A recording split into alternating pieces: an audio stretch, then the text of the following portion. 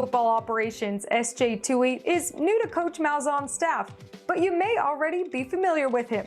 Tui is the brother of former NFL lineman Michael Orr and was portrayed in the film The Blind Side.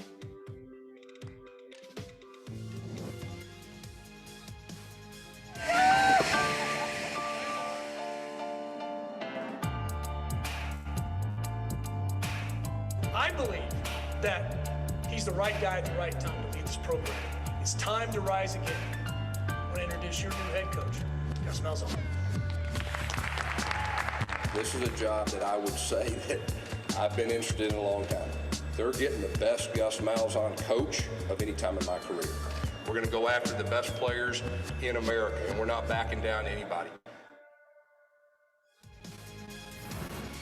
Welcome back to the American Athletic Conference Media Days. Chris Bunn and Rini Ingolia. Up next, UCF will take the stage. Gus Malzahn in his debut season there in Orlando. Where you live, what has the hype been like around it? Incredibly high. Yeah. This fan base is very excited with this hire. After the way last season ended, they are ready to get going, opening up against Boise State. But yeah, it is incredibly high, the enthusiasm. And again, I think this team is ready to go, and it's going to be a great season for them. And so it should be a really good transition for Coach Malzahn. Yeah, and he inherited a lot of talent as well. Coach Malzahn joins us now. Coach, thanks so much for joining us. It's been 8 years since you started again as the head coach at a program. What is different? What have you implemented and learned this time around?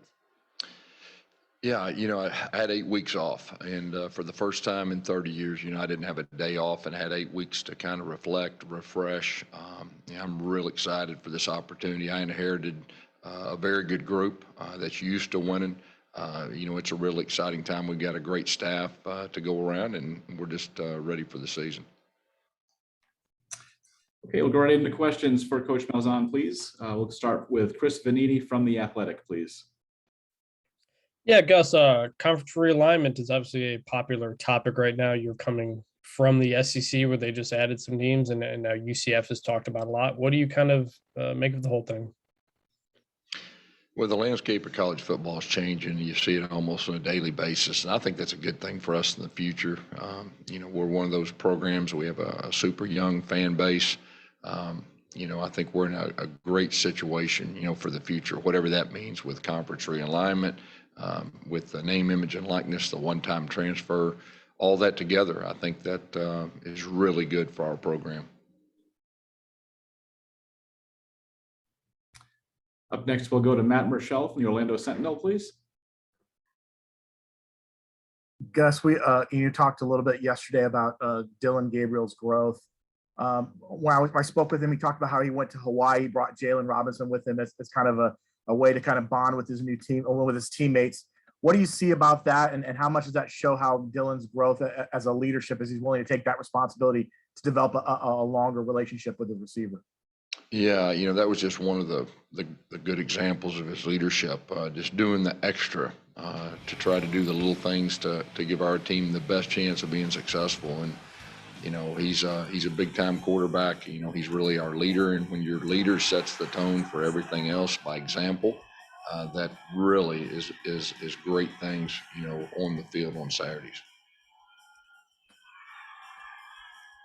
We'll take the next question from Joseph Duarte with the Houston Chronicle, please.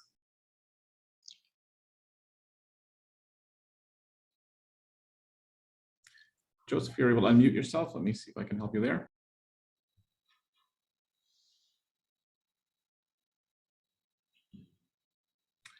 All right, we'll stand by and see if we can get back to Joseph. We'll go instead with Trace Trilko, Sons of UCF, please.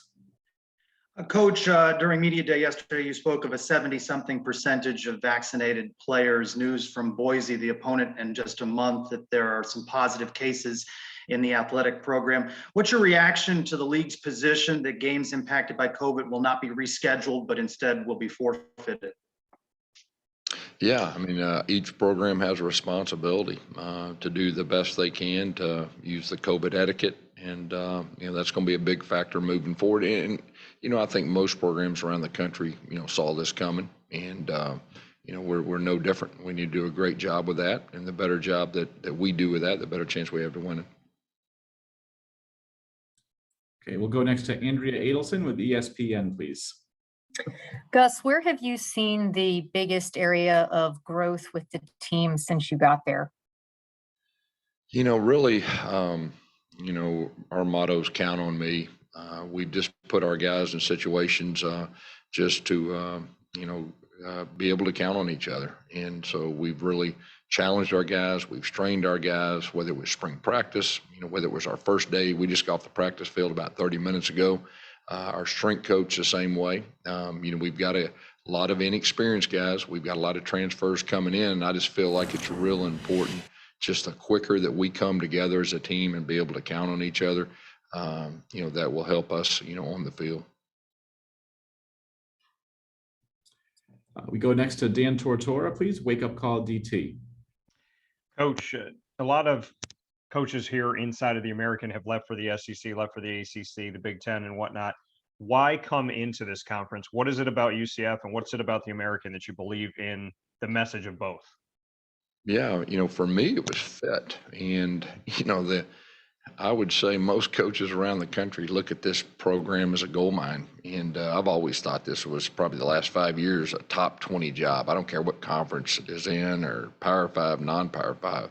This is one of the best programs in college football. And so, this program has a chip on their shoulder. I'm a former high school coach, and, I've been hearing that for the 15 years I've been a college coach and kind of using that in my favor. So I've got a chip on my shoulder. So those two things coming together, and, and also I looked, you see the future of college football changing, and this is a program that all those changes are going to be for the good here. And so I just think there's unbelievable potential. It's an unbelievable place to recruit to.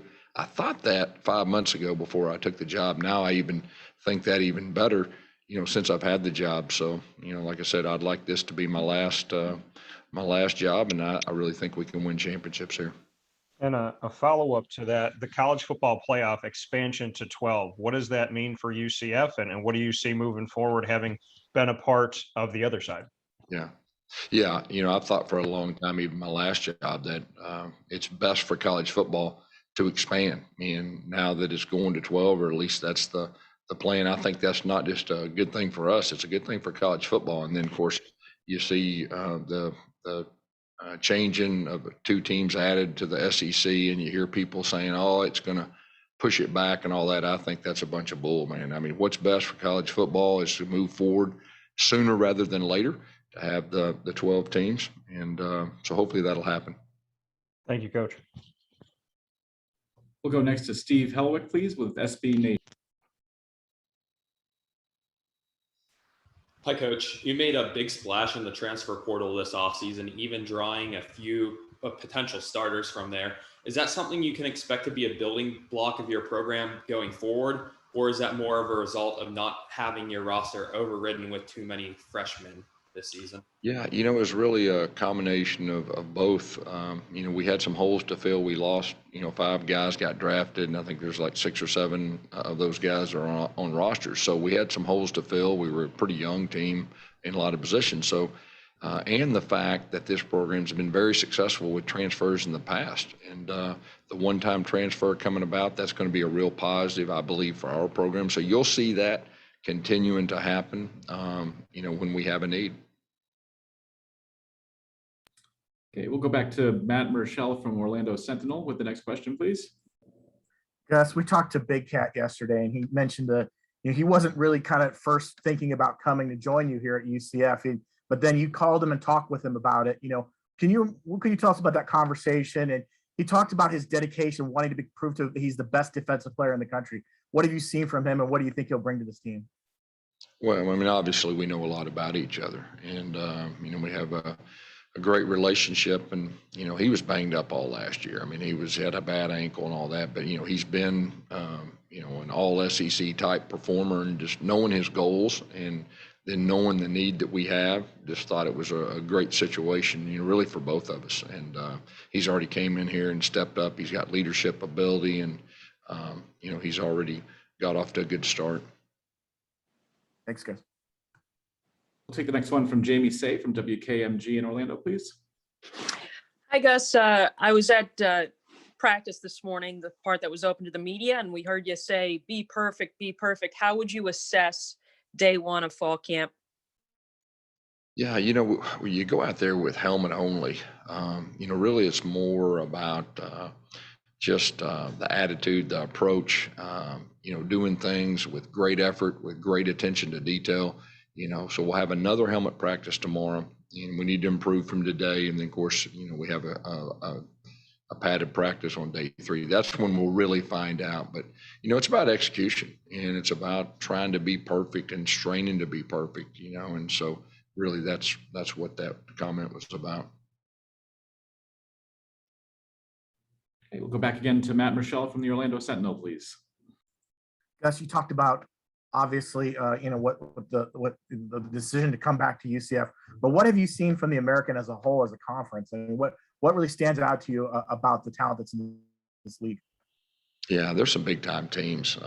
Obviously, Cincinnati and what they've done is just, it's unbelievable. And then you look at the Memphises, the SMUs, the Houston's always been a traditional, power. I know I'm probably leaving out some, but it's a real conference that has a lot of respect around college football and is getting nothing but better and better every year.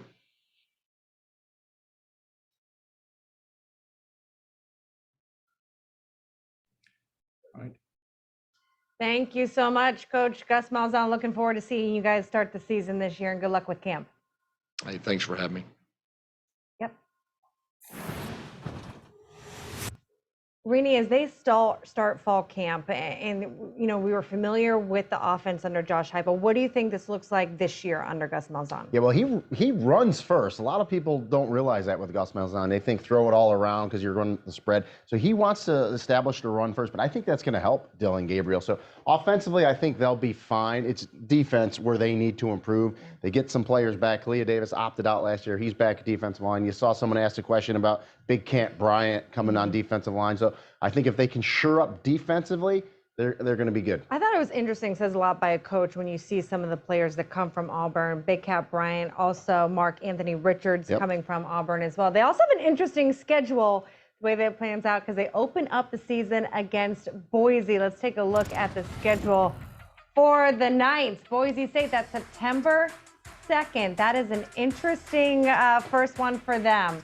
And it's a Thursday night, and the bounce house will literally be bouncing, and it's going to be sold out, and that's going to be a great way to start off this season. A difficult road schedule, though, because you got to go at Navy, at Cincinnati, at SMU. The biggest challenge for Gus this season will be what? At Cincinnati, if you're talking about in conference, there's no doubt about it. But it's cliche, it's coach speak, but you really gotta get off the ground running with that first game, and then you just gotta week by week. So there we are, less than a month away till they open up the season September 2nd as they host Boise State. Let's bring in the players now joining us. Dillon Gabriel, Kalia Davis joining us, guys, and we will let the media begin by asking you all some questions. Thank you so much for joining us, gentlemen. Thanks for having us. All right, we'll get started with Deandra Torre from Wake Up Call DT, please, for the players.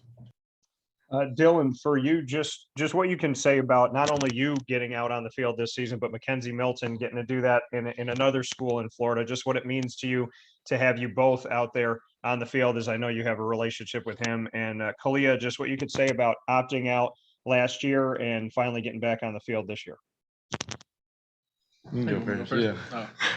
Well, it was just a very tough decision, so I really just had to take it day by day. In July, coming towards the season, it was a lot of stuff in the air about college football, and really just talking to my family, it really just helped me make my decision, so, but, enough of that. It's just, I'm ready. I'm back here ready to work, And then for my question, obviously I'm super excited for Kenzie. He's a brother to me, big bro, and, it just reminds me of old days. He's earned it. He's just been through a bunch, but got through it, and now he's at where he's at. So I'm super excited for him, super excited for both of us. So. And then as a follow-up for you both, just the thoughts on name, image, and likeness, having an opportunity as a student athlete for the first time ever to make money off of yourself and what you can bring to the table. Well, I feel like that's a great addition. I appreciate the NCAA to allow us to do that. But really, for me, I'm really just focused on, winning here. So name, image, and likeness is cool, but I'm winning first, and then if it comes, it comes. Feel the same way. Obviously, camp started. We're locking in, and we're super excited for the season. We're now less than a month away, and we're just trying to grind, figure everything out, and then let the rest take care of itself. Thanks, gentlemen. We'll go next to Andrea Adelson, please, from ESPN. Hey guys, I'm wondering for both players how the team has handled the transition with the new staff and your new position coaches and maybe some of the new scheme as we head into the season. I feel like everybody approached it well. They took the transition well. They approached it with a coach me coach attitude. For me, it felt like, I'm a senior, but it feels like I'm a freshman again. New coaches, you want to stand out. Everybody's square one, ground one, trying to work their way up. So I feel like everybody approached it well. Likewise, I think, it's just super refreshing, being able to learn new terminology, new plays, and then also, just getting a new chance to prove yourself again, something that, is good for a lot of our guys. And then obviously having new guys, just good all around. So, I'm personally, love Coach Gus, love Coach Kenny. Been nothing but great to me and have pushed me to be my best self in every area of my life. And, that's all I could ask for. So, Dillon, as a follow-up, where can you get better this year? What's on the goal list, if you're willing to share? There's one stat, and that's that W, for me. That's where my eyes are. That's my prize, and just finding ways to win, whether it's by 1 or by 50. That's for me, and obviously taking it 1 week at a time. So when December 4th comes, we're in that game and take advantage of it. So We'll take the next one from Matt Murschel from the Orlando Sentinel, please. Dillon, I know we talked yesterday about your trip to Hawaii, back home with Jalen. I wanted to ask. Did that idea come from the fact that Mackenzie Milton had done something like that, previously in the past, bringing some teammates? And what were some of the things you guys ended up doing that kind of helped you bond during that time there? No, man, Flash, I remember sometime in the spring, he was like, man, you got to take me to Hawaii. And I was like, well, we better book it now because those flights aren't cheap. So ended up booking it, had a plan for it in our break before summer workouts. And then just, being back home, you got to, meet my family, figure out why I am the way I am, try new foods, and then obviously just have a lot of fun. That's what life's about. We were grinding out there, but also, took some time to just, show them around Hawaii. So you gotta take me, bro. I know. I started something. Sorry, Dillon. So one person every break. We'll go next to Matt Baker from the Tampa Bay Times, please. I'd like to go to Hawaii too, by the way. But for either one of you, what are kind of the biggest changes or adjustments that Coach Malzahn has made since he's been there? Biggest adjustment, I think, is just, obviously the terminology, different verbiage, just adjusting to that, has its learning curves. But also I think, being able to at least, get the spring in and then have a good summer and, make a lot of growth through there. It's been, a smooth transition. And for the most part, we feel really comfortable. And, just obviously going into day one of camp, it was night and day from, our first spring practice. So.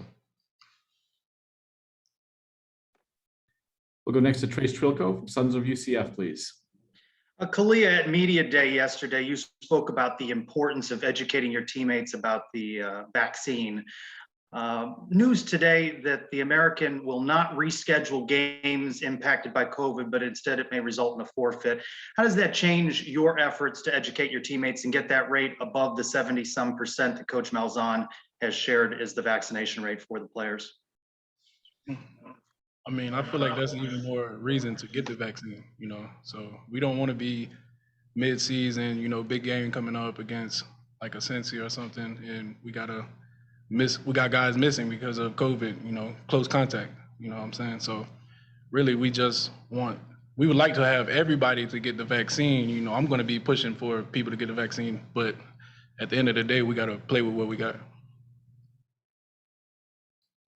We'll go back to Deandra Torre, please. Wake up call DT. Dillon, for you, statistically leading the nation in certain categories in your time at UCF, what does UCF need to do to garner national respect? Do you still feel like this is a program with a chip on their shoulder, and do you have a chip on your shoulder? For me, stats is definitely, not the prize for us. And when you make that the priority, some things don't go your way. And for me, the biggest eyes on the prize for me is the W. Finding ways to win, whether it's by 1 or by 50. That's, the biggest thing. That's how you gain respect, I guess, in college football. And then likewise, I'll forever have a chip on my shoulder. It's something, I was born into, being from Hawaii, just being far out. And, just the way I was raised. So forever will be, a chip on my shoulder and forever grinding. So thank you. Thank you guys so much for joining us. Looking forward to see you guys less than a month until you guys kick off this season. Enjoy fall camp. Thank you.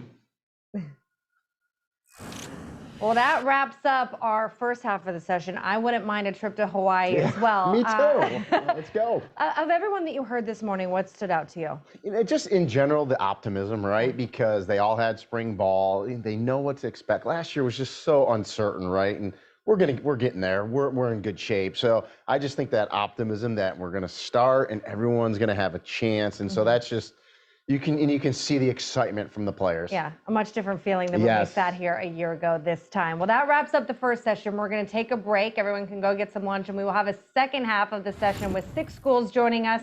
Starting that off, we'll be here at 1:30 Eastern Time. Memphis will be the first one to take the podium, followed by Temple, Navy, East Carolina, South Florida, and Tulsa. Of these teams